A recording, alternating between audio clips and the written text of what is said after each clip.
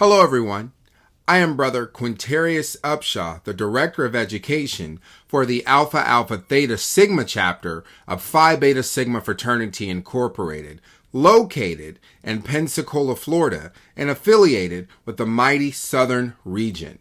Welcome to our first introductory informational video. Alright you guys, so moving forward to the history of Phi Beta Sigma Fraternity. Phi Beta Sigma Fraternity was founded at Howard University in Washington, D.C., January 9th, 1914, by 3 young African-American male students. The founders, Honorable A. Langston Taylor, Honorable Leonard F. Morse, and Honorable Charles I. Brown, wanted to organize a Greek letter fraternity that would truly exemplify the ideals of brotherhood, scholarship, and service.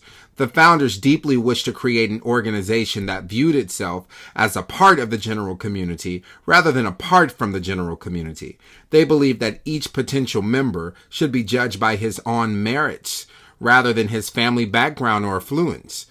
Without regard to race, nationality, skin tone, or texture of hair, they desired for their fraternity to exist as part of an even greater brotherhood, which would be devoted to the inclusive we rather than the exclusive we. To reiterate, this is an introductory informational video, and much of this information some of you may find on Google. However, if you're not a brother of Phi Beta Sigma, just hang tight and continue to listen to the information that I am getting ready to give to you for educational purposes. Okay? Now, Phi Beta Sigma Fraternity Incorporated is an international organization comprised of 150,000 college-educated men and built primarily on the ideology of promoting brotherhood, scholarship, and service. Over its 100-plus years of existence, the fraternity has focused on improving the global community through dedicated service. This focus has compelled the development of the organization's 4 main programs: Bigger and Better Business, Education, Social Action, and Sigma Beta clubs that embrace certain objectives, such as to support Sigma's vision of ensuring programs are focused and committed to serving our communities and serving young males through mentoring and scholarship. To ensure symmetry among all organizational and community initiatives. To develop a sense of pride and commitment in the community towards healthy living that will reduce the incidences of health conditions that adversely affect men of color and their families. Through the lenses of these programs, members determine how best they can serve their prospective and respective communities. For example, our national mentoring program for males ages 8 through 18 provides for the development of young men as they prepare for college and the workforce, and that is known for some people as the Sigma Beta Club. Now, if we look on the screen, we can see we have the American Cancer Society, Sickle Cell Disease Association of America, and March of Dimes, March for Babies, and of course the Sigma Beta Club. All of these stand for something, and they truly are revolutionizing the way we move through society. Being a member of Phi Beta Sigma, you will be bringing awareness to these things and potentially even more. Education is one thing that we truly value when it comes to education. We focus on literacy. We focus on mathematics. We focus on fluency.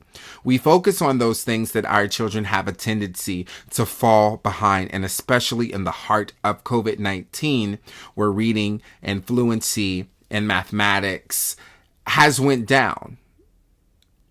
The percentage has went down when it comes down to competency and mastery. Yes, some of our children are struggling, and that's why we're here to help promote education, to put those things back into the school system, to put those things back into our communities, which includes our churches, which includes our local centers, which includes our after-school programs, which also includes going into low-income housing centers in assisting the children and families in meeting them where they are. That's what it means to take part of a Sigma program. And the exact same with Bigger and Better Business, to adopt different businesses, to promote these different businesses is what we're about. Social action, to bring social awareness to the things that are going on around us. Sometimes it's some things that people just don't want you to talk about. They just don't want you to bring awareness to it because it may show them in a bad light. That's not what Sigma is for. Sigma is bringing awareness to what's going on around us, whether it's political, child welfare, whether it's local news, whether it's state news, whether it's regional news, or whether it's worldwide news. And again, our social action partnerships we hold those very near and dear to our heart. Again, March of Dimes, premature children, that is something that directly affects the African American community. We have a very high percentage of our children being born prematurely. Many may argue and simply state that it is because of medical discrimination. But again, our focus is fighting for those premature babies and fighting for those mothers and fighting for the community. And Sigma programs will be around for a very long time. If you like more information about that, you can simply leave a comment below and someone will connect with you that is a member of Phi Beta Sigma. And if you have more information or want to know more information about the Sigma Beta Club or the American Cancer Society or sickle cell diseases, please feel free to Google that information. Again, this is introductory informational video for anyone that wants to take part or listen or hear or learn something new. All right, you guys. So our next slide is Sigma Wellness. See you there. All right, you guys. So we're here at Sigma Wellness, which falls under the category of social action. And our objective is to educate, spread awareness, promote, increase, and expand. So who are we educating? We're educating ourselves, someone else, and someone else. So it has a domino effect. Overall, our objective is to educate the community. Spread awareness. What are we spreading awareness about? Take a second to think about that. There's so many things that we actually could be spreading awareness about, and it doesn't take much to spread awareness. Honestly, it's, for some of us, the click of one button to share. We never realize how impactful social media is, and the fact that the only thing we have to do is just press share, and that will trickle into the news feed, into your friend's news feed, and they'll share it, and then someone else will see it, and someone else will see it, and they're going to want to know more about what's going on. That's how you spread awareness. Promote. How do we promote? Promoting falls underneath branding. How would you brand something that you're promoting? Now, of course, when some people do this, it falls underneath the narrative. So they have like a narrative approach and they find a way to say this or to hashtag it. It's all about how you promote it. So if the objective is to raise money, how do we promote that we need that money? We promote what we don't have, and then we promote what will happen if we get this said thing. That's how that works. That's how promotion works. Now, increase and expand. I give you about maybe 5 seconds to think about that one. And I'm back. Okay, so increase and expand. So what exactly are we increasing? We're increasing our mind. We're increasing our thinking capacity. We are expanding our horizon. When I say expanding our horizon, I'm not talking about walking outside, looking over the hills and seeing the sun come up or go down, which is quite lovely if you ask me. But I'm actually talking about expanding the way we walk through life. Okay, that may have went over our heads, or maybe went under, or some of you may have just simply scratched your head. So if we're expanding the way we think, the way we move, expanding our horizons, we're stepping out of our comfort zone. See, the more you step out of your comfort zone, the more you expand. Now, when we start to really get into a lot of the Sigma wellness and a lot of the educational and a lot of the other videos, which will be coming up, when we start to get into those, you'll start to see as your mind starts to expand, your horizon starts to expand, because you're going to start researching and Googling and asking more questions about particular things, or some of you may not. And guess what? That's okay. But one thing that I've learned is that it's okay to learn something new. It's okay to thirst for knowledge. And again, Sigma Wellness. Let's educate, spread awareness, promote, increase, and expand. Our next slide, which will be our final slide for this video, is mental health, mind over matter from the perspective of a Black man. All right, you guys. So we're here at the end at mental health, mind over matter. Now, for some people, they're like, uh-oh, here's the big shebang. And I'll be honest, you're right. So our topics that we will be speaking on deal with mental health. In our next video or PowerPoint, we'll be dealing with mental health, mind over matter. And of course, this is told from a Black male perspective.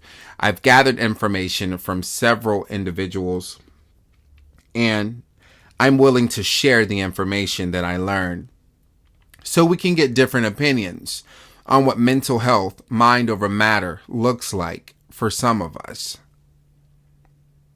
The first approach is going back to the 16th century. Now, of course, we know in the 16th century here in the United States, which technically it wasn't even the United States, on the Virginia colony, off of the White Lion, the slave ship, once the first African step foot on colonial soil, their life changed forever. The world that they once knew ceased to exist. Stripped of culture, religion, spirituality, and enslaved. This is what we know. So this particular individual decided that he wanted to come from the perspective of post-traumatic slave syndrome as it relates to the African American or Black man in America. So the point that he's making is, since slavery, Black men in particular had to suck it up. There's no crying. There's no time to show weakness. You have to suck it up. Because you're big, you're strong, you're powerful.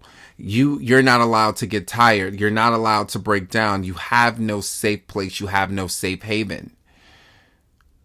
Now, that's his opinion. And he based it off of post-traumatic slave syndrome, which I've done some research. There's not that many resources out there, but the information that is out there, once you piece it together, it is quite interesting. And of course, you can go to Google. You can find some academic journals of your choice. Now, the next individual said that everything stems from your childhood. By saying everything stems from your childhood, that's simply stating that from the time you are around the age of 4 to 5, you were told to toughen up. Be a man. Boys don't cry. Put that down. Put that broom down. Pick up a ball. Go outside. Go do boy stuff. For some odd reason, for some of us, that's the norm. That's what we should do, right? We should go outside. We should not stay in the house. We should not do things that are out of the norm for a boy to do. when in fact that was just societal standards and stereotypes that trickled down into the black household. And eventually it became toxic, because there's no way your 4 to 10-year-old should be calling themselves the man of the house. They're not even a man yet. They haven't even went through puberty. And when they do go through puberty, they have several more years of changing and transformation to take on. So that's that perspective.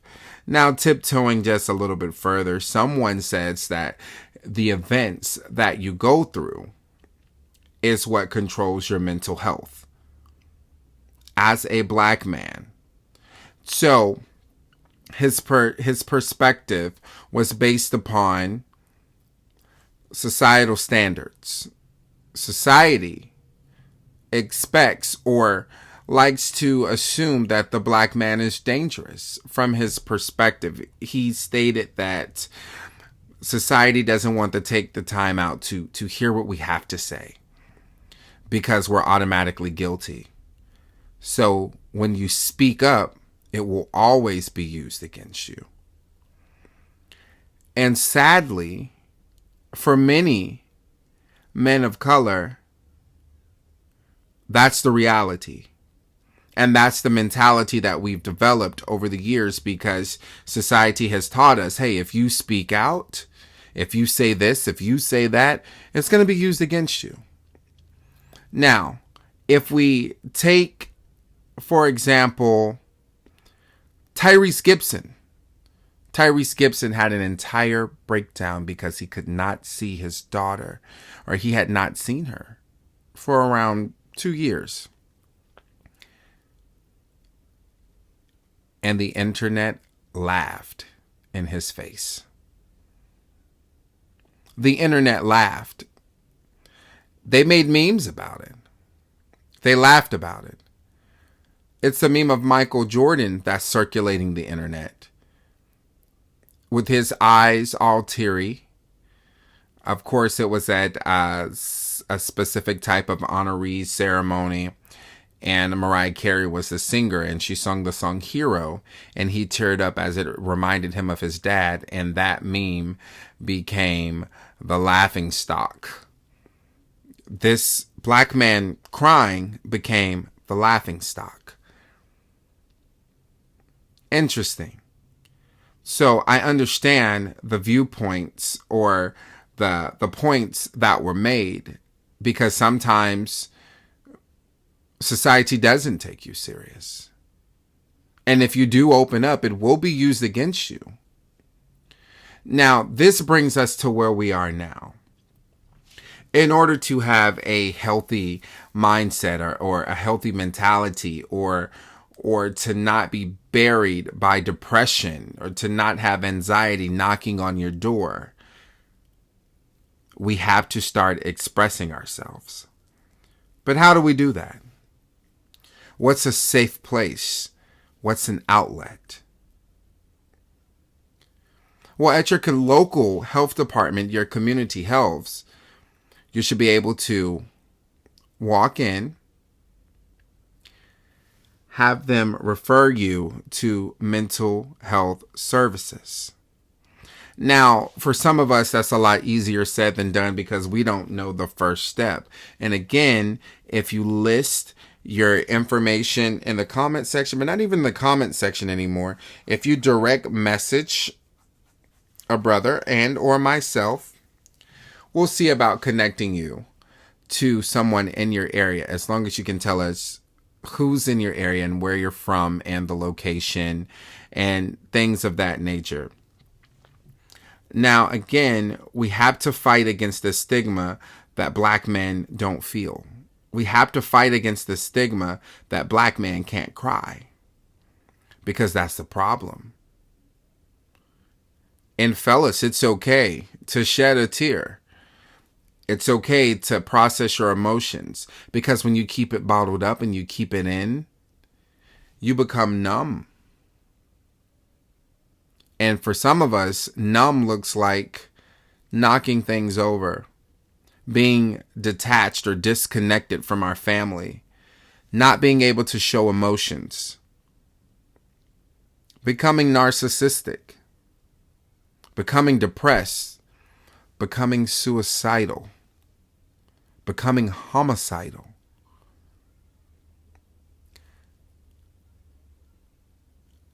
And again, we would rather listen to you. We would rather you get the appropriate help than for you to end your life or take someone else's life.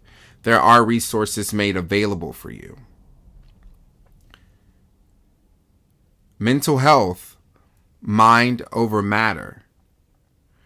We'll continue in our next PowerPoint presentation / video. We will pick up on mental health, mind over matter for educational purposes, and we will also have more resources made available for you in the next video. Thank you guys for watching. Thank you for listening. Please leave some comments. You can direct message me through YouTube or wherever this video is being shown. You can direct message me if possible. Again, I am Quintarius Upshaw, Director of Education for the Alpha Alpha Theta Sigma chapter. And thank you so much for stopping by the video.